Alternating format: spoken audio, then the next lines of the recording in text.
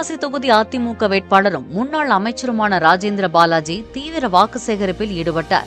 சூர்நாயக்கன்பட்டி, கிச்சநாயக்கன்பட்டி உள்ளிட்ட 15 கிராமங்களில் அவர் பிரச்சாரம் மேற்கொண்டார்.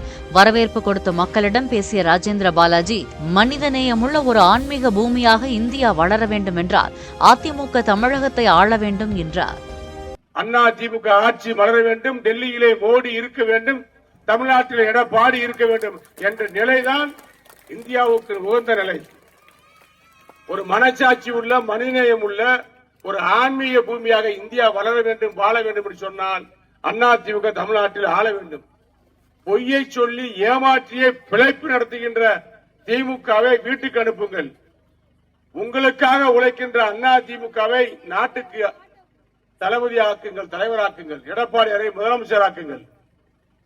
எடப்பாடியார் அறிவித்திருக்கின்றார் தேர்தல் வாக்குறுதியில், நாங்கள் ஆட்சிக்கு வந்து நான் முதலமைச்சராக வெற்றி பெற்று பொறுப்பேற்ற உடனே எல்லா குடும்ப அட்டைதாரர்களுக்கும் 10,000 ரூபாய் அவர்களது வங்கிக் கணக்கில் வர வைக்கப்படும்.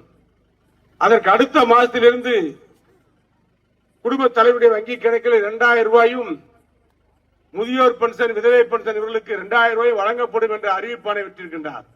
அது மட்டுமல்ல, வீடு இல்லாத ஏழைகளுக்கு வீட்டுமனை ஒதுக்கி வீடு கட்டி கொடுக்கப்படும். இதையெல்லாம் அதிமுக செஞ்சு கொடுக்கும்.